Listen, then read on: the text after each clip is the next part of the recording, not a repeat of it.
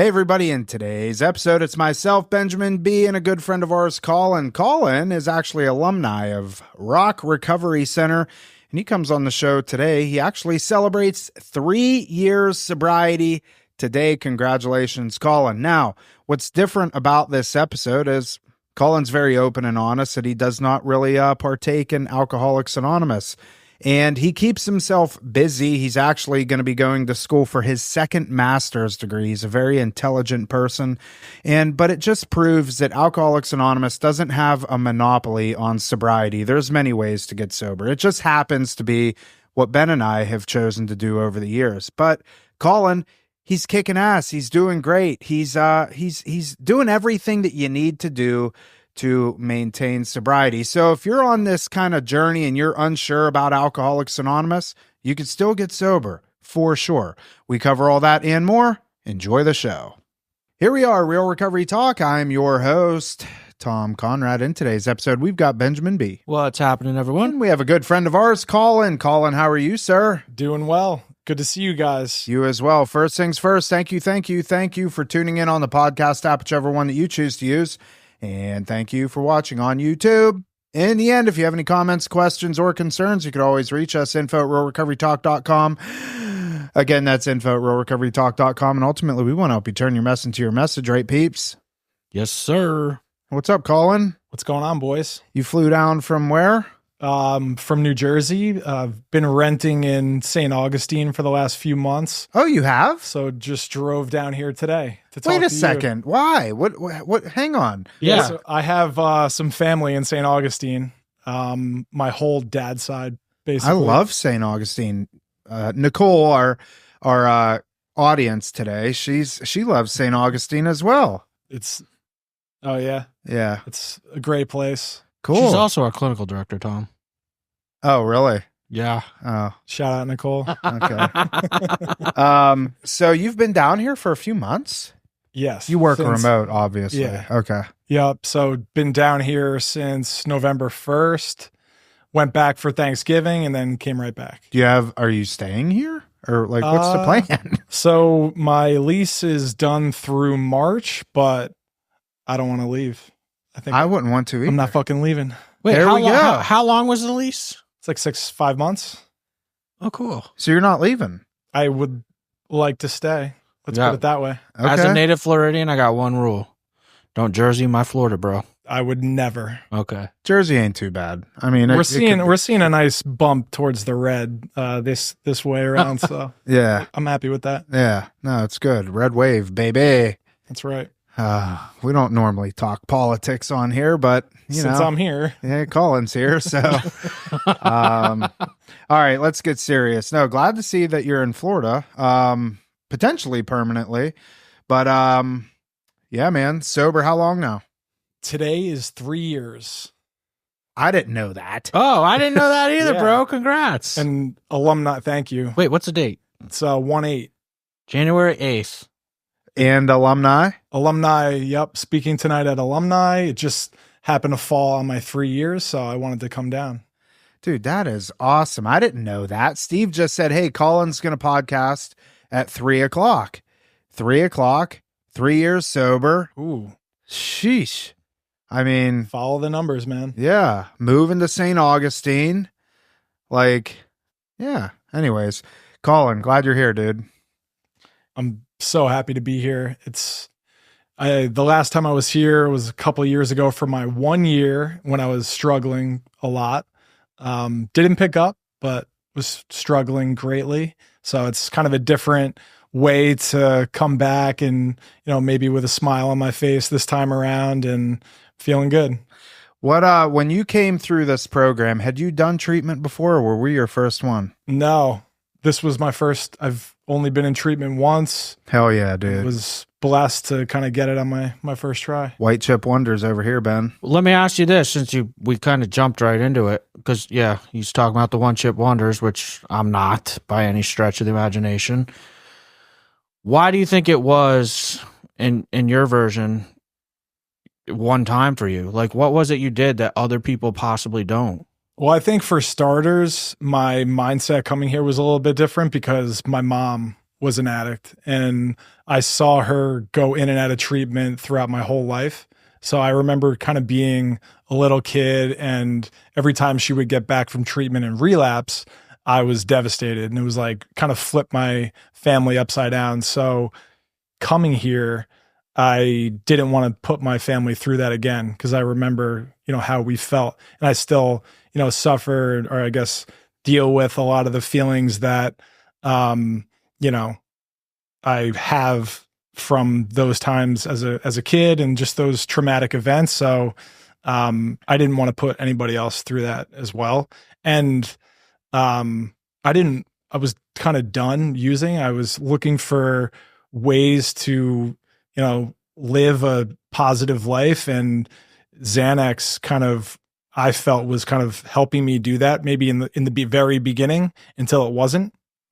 So I was just looking for anything to, help my life and put it back on track and, continue to grow. God. What's interesting is how you were just talking about how your mom, and seeing that was part of your solution, so to speak. Your motivation helped with you, your willingness, open-mindedness, etc. But at the same time, I was thinking to myself, like, because we see this happen, there's no right or wrong with it, where even though you saw that, you still ended up addicted. Yeah. So it's like, what's your insight on that? Yeah, that's something, isn't it? Yeah. I saw that my whole life. And I remember my dad told me these stories, like when I would drink too much when I was younger. He's like, you used to cry to me when my mom was drinking and say, why do they even sell vodka, or why do they even sell alcohol? And he's like, here you are doing it now, getting kicked out of prom or whatever the instance was. I don't know what that was. It was, I think the first time I smoked weed, I was 10. And it was because the older kids were doing it. And as soon as I kind of did that, maybe I justified it and was like, at least I'm not drinking. I'm only smoking weed, or whatever it was. I don't know. I was also 10 years old. So, I'm not really sure how that happened. If Levi smokes weed at 10, I keep getting these, like, like Ramsey was just on, and what she was doing at such a young age, and you were smoking weed at 10. My son's about to turn 9. Is your son smoking weed, Ben? No, dude. Weston's like such a good kid, dude. He's straight edge. Kyle be 7 and smoking weed next year. Kai's probably smoking weed already. He's 6. Oh man, I love my kid to death. I shouldn't be joking. No, like that was fine. That's all. That was totally not. That was funny, but not real. Okay. Yeah. Oh. So coming into the treatment process, I mean, I know what I wanted to ask you. Benzos, that was your drug of choice? That was my favorite one. Yeah. How did you get introduced to that? Were you prescribed them? I was, but that's not how I was introduced to them. From 10 on, I went on a exploration journey and basically, tried everything. But a lot of kids that I went to high school with were going to rehab my freshman year in high school for doing like oxys and pills. So I kind of stayed away from prescription drugs as long as I could. I always had anxiety and depression issues. And, actually, I remember my senior year of college, somebody gave me a free Xanax with a bag of Coke. It was kind of like a bonus, like, you get one bag, here's a Xanax. And I remember enjoying the Xanax way more than the Coke. I was like, oh, I'm going to see if he has any more of those. And I remember right off the bat, it was like, this is exactly what I've been looking for all this time, where the world starts to quiet down. I feel calm. My everything feels kind of safe, and I loved it right off the bat. And I remember, thinking like, oh, I want to take this every single day. And I also remember thinking like, this is going to help my life so much. taking Xanax every day. I don't have to worry about being anxious. I'm not going to be nervous if I public speak or anything. I wasn't nervous about anything. I felt nice and warm, and I loved it right off the bat. I love the way you explain that, because a lot of people are under the impression that they're not addicts. They're like, oh, these people just want to go get screwed up right off the bat. But the way that you explained it is like all the benefits, essentially, that seem pretty make you a productive member of society. Yeah. Like, and people don't realize that at first it like actually, in many cases, like enhances your life for the better. In the beginning. Yeah. Yes. Because I have like these vivid memories. I was living in Manhattan at the time, and I remember I was walking around the city high on Xanax all by myself, just like, wow, the world is such a beautiful place. Like my life is fucking Meanwhile, awesome. people are getting thrown in front of subway trains. That was yeah, I mean, maybe not during that time. I mean, this was probably maybe like 16, 17 years ago.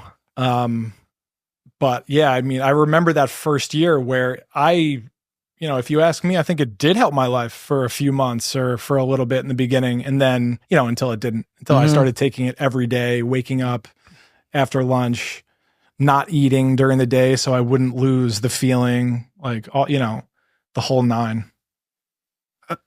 So then you got introduced to him by somebody on the streets, a friend of yours or whatever. Yep. And then you went to the doctor and you're like, hey, doc, I got anxiety. Yep. Can I get some of them Xanny bars? Yeah. Well, before that, I was buying large Ziploc bags full of them in the hundreds. So I just, always had hundreds of Xanny bars in my closet. And then, but how old are you at this point? Probably 25. So you're through college, working. This is when you're living in Manhattan. Yeah. And correct me if I'm wrong. Are you in like the finance world? No. I guess tech. Oh, okay. I knew it was something like that. Yeah, Tech, no, finance. but at the time I was actually. Oh, okay. Yeah. All right. So where was I going with that? I don't know. You had hundreds of them. Oh, and then we were talking about you going to the doctor and getting them. Then my mom got sick with cancer, and she was terminally ill. And, I kind of, I was already getting Adderall from my doctor, and I was like, hey, I'm very anxious. And I was, basically being honest, but I didn't tell them that I was addicted to Xanax at the time. Yeah. And then the Adderall makes it worse. This is two yeah. podcasts in a row where we're talking about Adderall. Like, yeah, that's true. Like, it's a vicious cycle to be in. Yeah. So what lands you in treatment? So I started Xanax, as I was saying, when I was probably 25, and for the next 6 years, just, taking it all day, every day, secretly. Nobody knew. None of my friends knew, except for the one kid that I was getting the Xanax from. I didn't tell anybody in my family. But I was like quietly going through it the whole time by myself. And all my friends, we were partying and using together, but I was the only one using Xanax. And as far as I know, so during COVID, I was living with my now wife, and I would have to kind of leave the house and finagle ways to get out and go pick up certain things. So when I didn't have any more Xanax, I would try to buy like Roxy's, Blues, and most of the time they were fake and they were just pure fentanyl, for as far as I know. So I was trying to work around it and do only small pieces of it. So I didn't have an adverse reaction, I guess you could say. And then one night I did. So I was going to pick up ice, salt. It was cold out one night, and I was like, I'm going to go get salt. But I was going to pick up fentanyl, and on the way back, I was driving. I did half of it, as I was driving, and I started to kind of feel it coming on super strong. So I pulled over and tried to put the car in park, and I fell out before the thing went into park. It was in reverse, and my car reversed back onto the road, and I hit 4 cars, and I woke up in an ambulance. And then 2 days later, I came down here. I forgot about that part of your story. Did you get DUI or anything? Yeah. That was my second. That was your second Yeah. DUI. Yep. I didn't know that. Or if I did knew it, I forgot it. So, and did you make the decision? You're like, okay, I'm going to kill myself type thing? Or not intentionally, but like, were you forced into, like, how did you end up here? Like, physically come down here. I mean, my family mobilized pretty quickly. I think my dad has had practice doing that with my mom through the years. So as soon as he said it, he was very stern right off the bat. And I think everybody was assuming that I was going to say no. And I said, okay, yeah, let's do it. I forget how you ended up with us. I went to the detox in Port St. Lucie. Oh, Unity? Behavioral Health Center. Yeah. Oh, yeah. I went there. I was freaking the fuck out the whole time. And then why?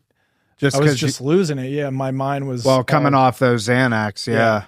I know I believe I was withdrawing from Xanax, Adderall, Coke, and mushrooms. Because the last 100 days I was on my run, I took mushrooms every day for 100 days.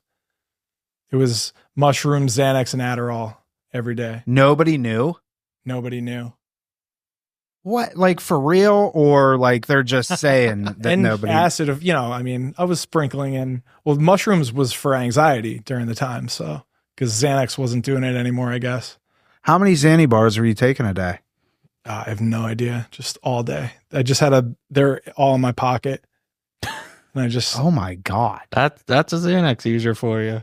It was just no idea. Anytime I felt any type of emotion, I would take a half. Like, I don't want to feel that. So you were were you working at the time? Yeah. Nobody. I had a great job too. In Manhattan. Well, it was remote at the time. I was in consulting. It was basically like, marketing consultant for Fortune 500 companies, like reorganizing their marketing divisions and stuff. Successfully? Somewhat. Yeah.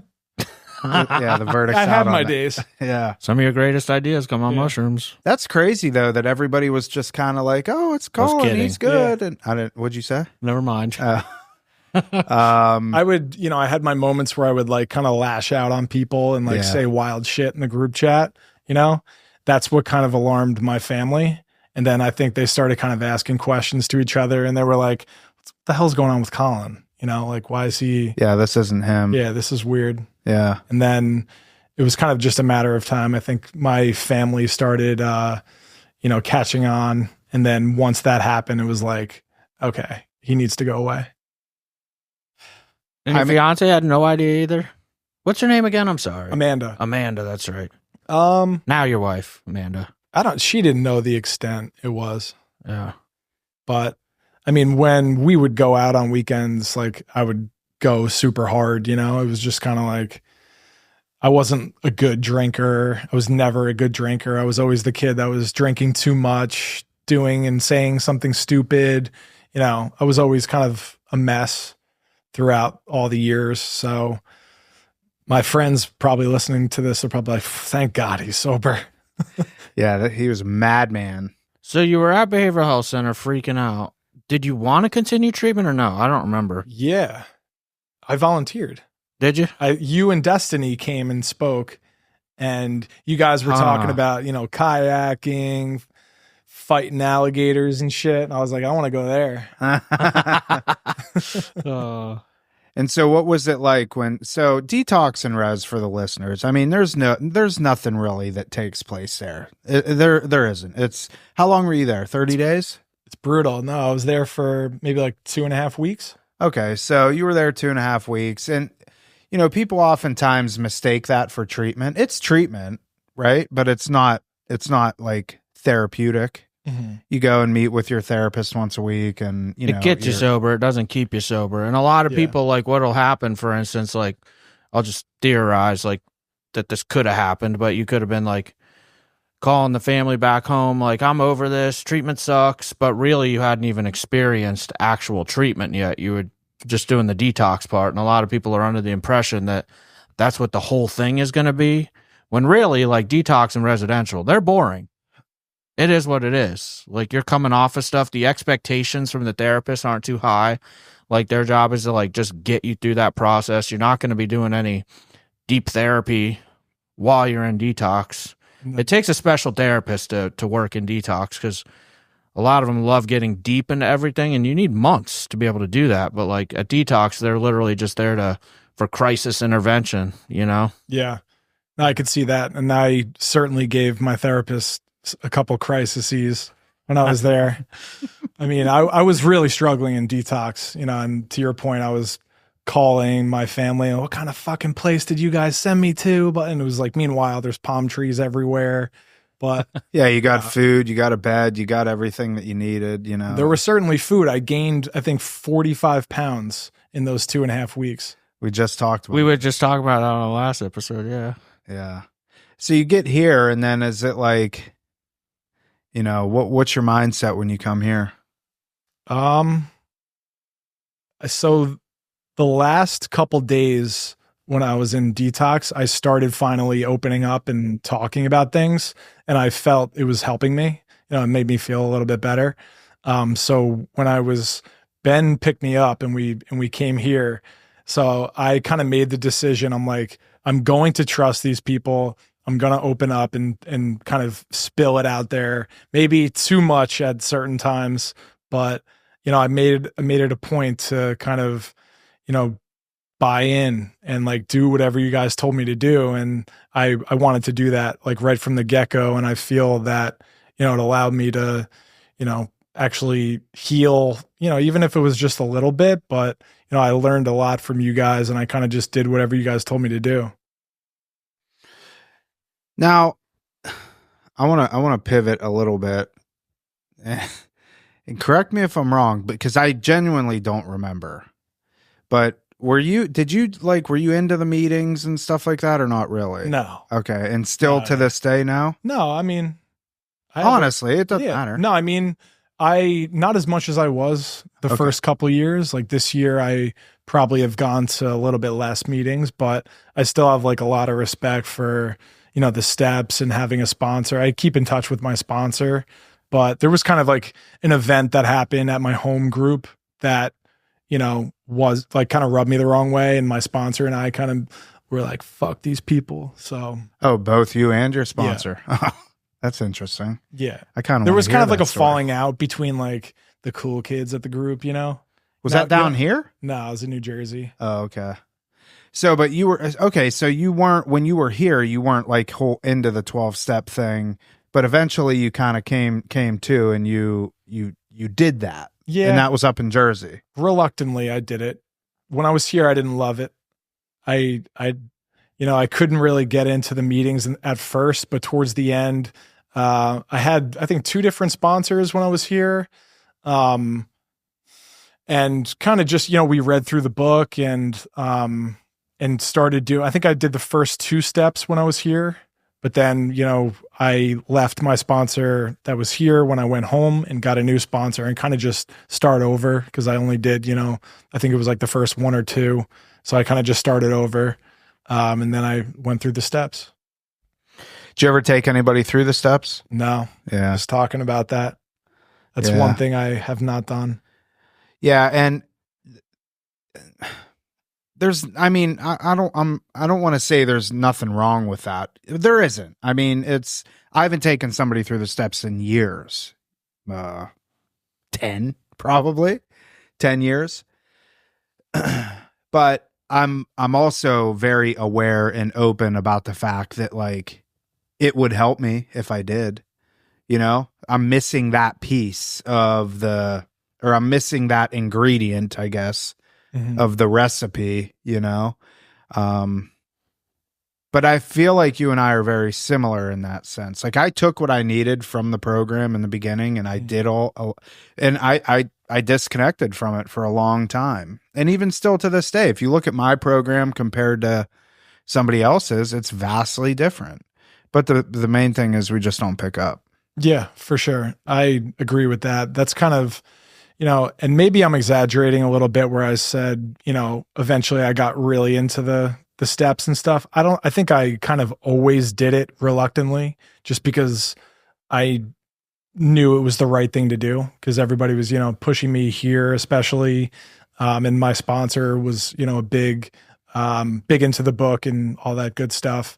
But, I still did it, but I'd be lying to say if, I live and die by the big book and all. I find my, peace and healing in other ways than reading the book and going to meetings. I eventually found that I was feeling worse after the meeting than I was before I went in. So that's when I kind of decided to maybe step away for a little while. We were just talking about that yesterday or 2 days ago. Mm-hmm. What do you got on that? I forget exactly what we were talking about on that, but I do remember talking about that. But I'm with you on like the reluctance thing. I think that a lot of people are put under the impression, like, just call it what it is. They used to call me Big Book Ben, like, but the truth of the matter is, dude, is I still go to meetings reluctantly. Like, it's inconvenient. I'm not excited to do it all the time. But for me, I know how savage of a drug addict I am. And like, I do have a fear if I stop doing these things, will I eventually go back out? I know what got me to where I'm at, so should I stop doing them? Am I as excited about it? And we were just talking about this too. I was pretty honest about it. Like, I'm not as excited about it as I was in early recovery, or like years like 3 to 5. I was like super into it. Right. And that's when I got a lot of my knowledge and took a ton of sponsees through step work. Like, it was every night. Yeah. And it's like what I wanted to be doing.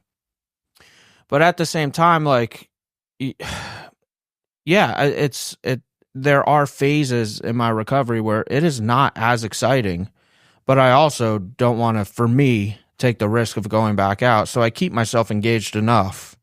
I'm sponsoring one person right now, actively doing a 4th to 5th step with them. I go to like one meeting a week now, where it used to be a lot more. I'd have 3 or 4 sponsees I was meeting with a week. And where I'm at in my life, it's just not feasible. And I think as life evolves and changes and we get more responsibilities, we have to be realistic about that stuff too. Because I'm also not an advocate of like you said, people live and die by the big book. I didn't get an AA for my whole life to be AA. Right. I do love AA. And the other thing is, to that, even though I go in with reluctance a lot of the times, I've had enough experiences where like, I'm like, oh, dude, I don't want to meet with this sponsee. And when we first sit down, the first 10 minutes, I'm like, let's just get through this. But then by the end, I'm like, whoa, dude, that was a really cool experience. But it's like going to the gym, dude. Some days you don't feel like going. Yeah. But by the time you're done, like, you feel accomplished. They say, there's that saying, the heaviest weight in the gym is the front door. AA is the same way, dude. Most of the time, for me, to be honest. Like, there's times I get really excited, but yeah, I could see that. I just, towards the end, I would say probably the last maybe 4 to 6 months I was going, I just like wasn't getting that anymore. I was kind of, there was something that happened. There was kind of just clashes with people. And I was like, it just got to a point where it kind of left a bad taste in my mouth. But I focus a lot on like I like science. So I understanding that, addiction is in the brain, right? It's, I forget the exact definition, but I know it's like a disease with the brain. So I try to focus my healing on doing positive things for my brain, like eating incredibly healthy, going to the gym every morning or at least every day. And I read a lot. I'm constantly educating myself. I went back to school. I'm currently in school right now.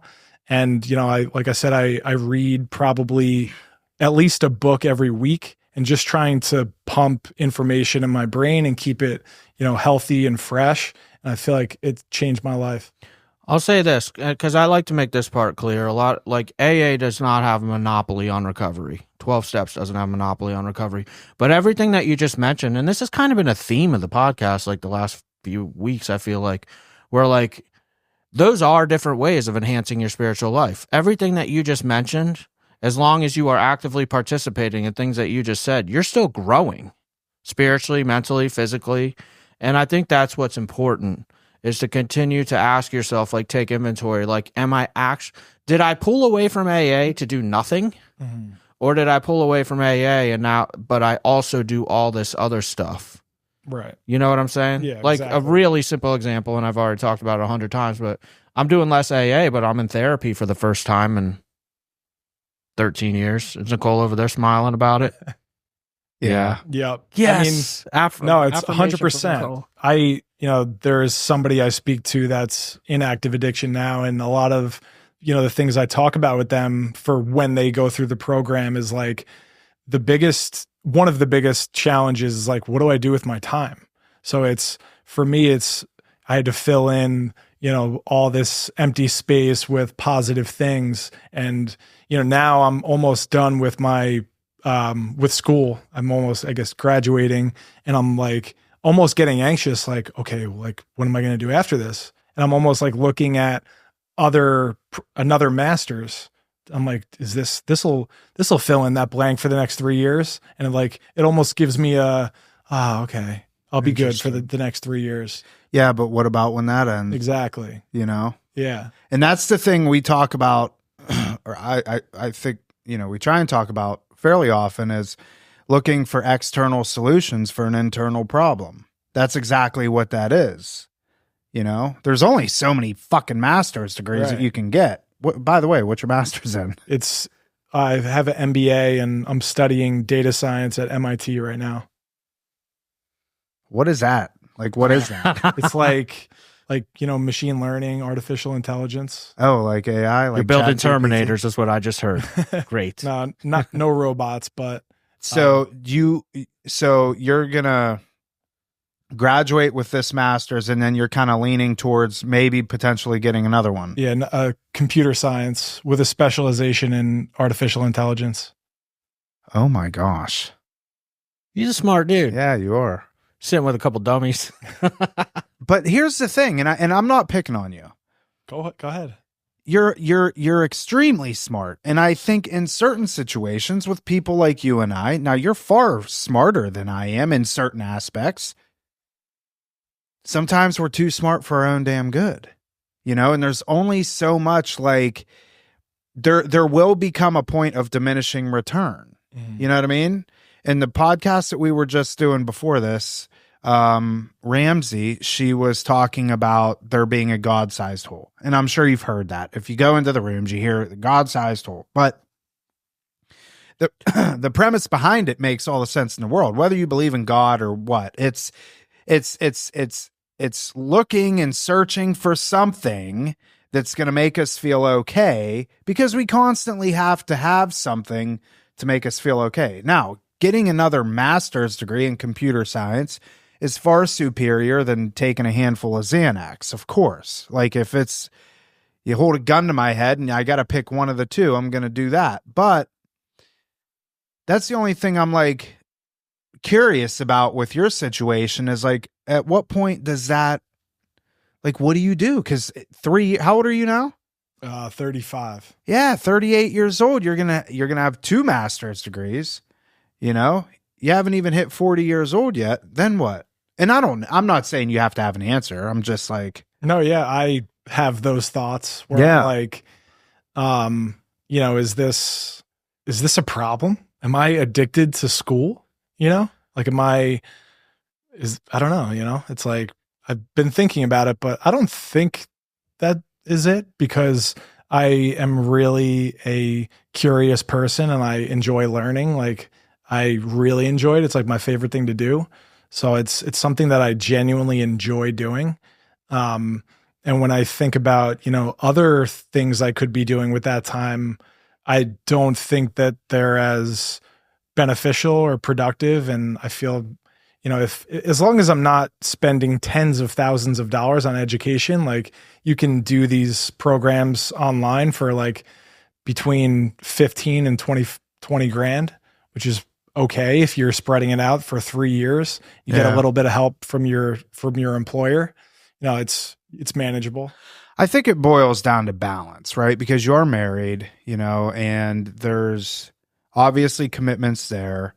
You're sober, there's commitments there. There's education, there's commitments there. But being able to not that you're asking my opinion, but I don't think you're addicted to education. I don't even know if that's a possibility. I mean, I guess it would be if you're continuing to go to school despite negative results, Now, if you're foregoing your marriage and foregoing your relationships and your friends are like, where the hell's Colin at? Oh, he's in school again.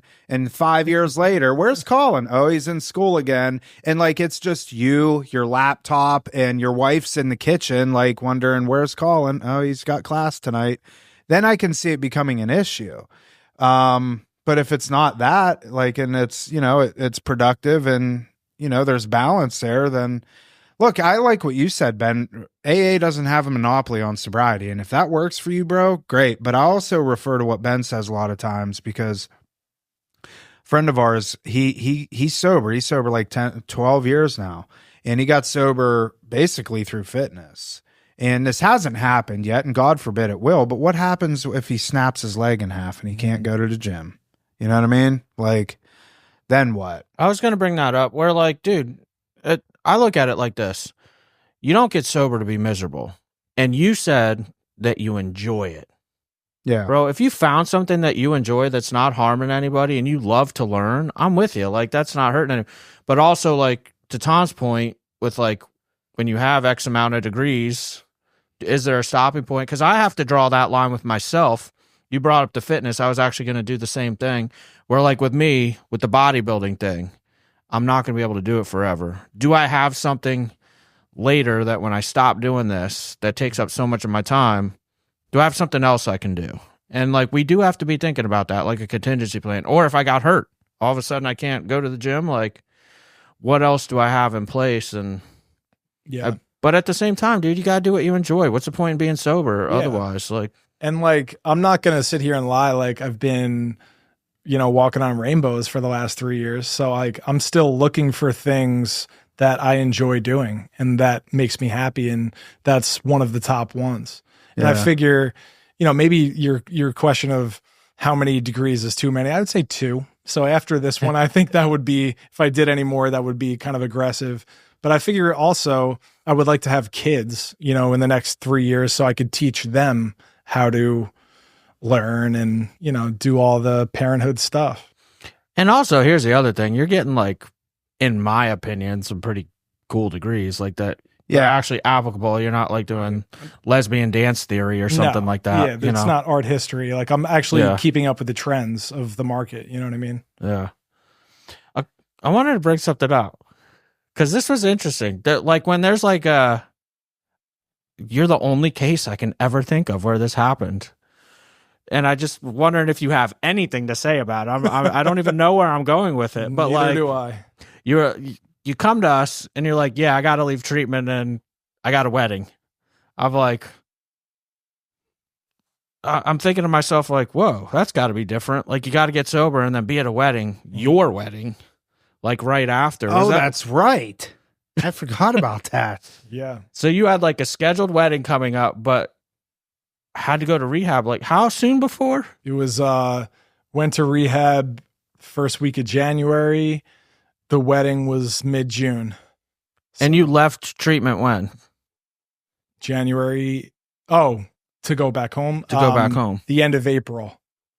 So went through the, detox, the rehabilitation process, and left, came back and was getting ready for the wedding, doing all the planning, going to the church and all that good stuff. So she was really man, this rehab better work. There was a lot of pressure at the time. Was it a dry wedding? No. How was that? I hate to say this, but watching people drink doesn't really kind of kill me like that. No, that's fine. Maybe if there was a CVS there, it would have been tough, but. Oh, right. Yeah, because booze wasn't really your. Yeah. Yeah. Don't get me wrong. I drank plenty, but it wasn't, it was sort of to, exclamate whatever I was on. Gotcha. I just wanted to bring it up because you're the only case and my 12 years working in this field where I'm like literally heard, all right, I'm graduating rehab and getting married like immediately after. In a few weeks. Yeah. Yeah, the day after I got home was the shower. The day I woke up I got home, I think it was like 8 p.m. and everybody was up at 6 a.m. the next day getting ready for the shower. Wow. Yeah. Was that surreal, dude? It was tough. Tough? It was tough. Yeah. Yeah.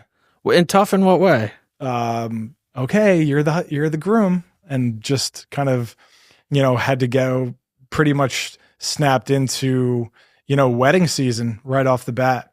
And then I was still trying to get, my feet wet, come home, say, trying to set my boundaries and do all the things that I learned here, that I knew were very important. And, I was starting work the following week. Like I was going right back into, reality. Wow. So what brutal. I'm hearing, you didn't get a chance to like decompress and like no. adjust. It was just like, wham, here it is. Yeah. Well, good for you for pulling it off, dude. Somehow I just didn't pick up. I mean, it was brutal. It was not easy. I would not recommend that to anybody. It's definitely not the right way to do it, but I just didn't pick up no matter what. Have you had a chance to decompress since then? I mean, yeah. Yeah? Yeah. Like things have you're married now, what? About almost 2.5 years. 2.5 years. Amanda, right? Yes. Yeah. Amanda, and she came to family weekend too. Yeah. Yeah. Do you recall looking back anything that stood out about that for y'all? I mean, I really appreciated the support from her family and also my family. They, kind of came together and where everybody was kind of just trying to do the best they could. My family was a little bit different because we went through it. We were like experienced in like, okay, we have another person in rehab, so they kind of knew the drill, so for my wife's family, it was their first time going through anything like this. So it was kind of an educational period. Yeah. I'm kind of chuckling to myself. I was thinking about this the other day just to throw, some shade at myself. You were just talking about how her family, like, and your family were being supportive. Dude, I remember when I went up to Minnesota and Whitney, my now ex, but like, I proposed to her. My mom flew up to Minnesota, went right to her mom and was like, my son's a heroin addict. What's your daughter getting herself into? Oh, like, man. just threw me right. I'm trying to dude. protect her. Yeah. Like, I'm like, gee, thanks, mom. I'm like hoping that this love of my life is going to fix everything, I think there was a little bit of that on my side too. My family was like, hey, are you sure you want to do this? So, Yeah. I mean, I don't know about, they didn't, pull up anywhere and knock at the front door, but they definitely, asked a few times like, hey, you sure you want to do this? I mean, rightfully so. It's, I would have asked the same thing. Dude, my mom went straight to my mother-in-law, was like, Ben's a loser. My son is a loser. Like, dude, dimed me out. That's funny. So what do you do for work now? I'm in marketing. Okay. And so you work remote and you're living in St. Augustine and life's good and doing your master's degree, going to the gym. Yep. Been going to the gym, started waking up at like 5:36 and going in the morning every day. So finally got into that routine, and that was a great kind of start to do it. I mean, it helps me obviously feel confidence, and there's like tangible growth that is nice to see, that kind of helps your psyche. But it wasn't until I really started cleaning up the way I ate that I really started to feel good. Everything they say about clean diet is 100% true. Yeah, I haven't experienced that yet. I love that you brought that up because I feel like we used to talk about that a lot on the podcast, and we've kind of not intentionally gotten away from it, but like the importance, man, of like, because, again, this kind of relates back to the episode we just did with Ramsey. People come in here, they gain 50 pounds in a month, but that's because of Uber Eats and McDonald's, and like they just go the other direction, where the importance of feeding your body healthy fuel so it can repair itself, dude. Like, we do damage, especially Xanax, dude. You know, so it's like, What's your diet look like? yeah. It's basically red meat, fruit, like protein yogurts. I'll do fruit and protein yogurts in the morning. For lunch, I'll have like an apple with peanut butter, and then I'll have steak at night. Can't beat that, man. No chicken. It's like no, a carnivore-esque in a way. 90-something% of the food nowadays is poison, in my opinion, but we don't have to get into that. I believe you. Yeah. I'm RFK, baby. Come Yes, on. sir. Trying to get him on the podcast. That would be awesome. RFK. Come on. He Let's works go. out at Rock Fitness, Right here. which people Really? confuse with our place. There's a gym right on Palm Beach Lakes. What, a I mile don't know if away? that's public knowledge, but you just Oh. made it public. Well, it's a public gym. Yeah, that's true. Like, Yeah, bro. yeah. My bad, RFK. That'd be awesome. Please though. still come He's the on. man. You saw we had Russell Brand on, didn't you? Yeah. That was It's a tough act to follow. cool. Yeah. I don't know what we talked about. I have no idea. We just sat here and he went on. And I mean, it was good. I enjoyed it. Yeah. Yeah. I mean, he's incredible. Yeah. But Yeah. Is that new ink? yeah. Since we looks good, dude. Thank you. I like it. But So- I would not recommend. For the record, I waited after my second sober anniversary. I would not recommend people their first year out of rehab go and get tattoos. Also, stop posting on Facebook. I can second all that. Wait, Yeah. hang on a second. What do you mean stop posting on Facebook? Oh, like celebrated my 30 days today. So blessed. Shut up. That's true. Stop Oh. it. Stop it. Yeah. I'd have to look at my Facebook memories, but I don't think I did any of that. I don't even post today. Dude, they didn't have Facebook when we got sober. Yeah, they did. Yes, they did. Ben, we're not ancient. I'm feeling ancient. No, they didn't. Yes, they did. They for sure did. Really? Yes. Yeah. Oh. I distinctly remember the day I signed up for Facebook in Pennsylvania.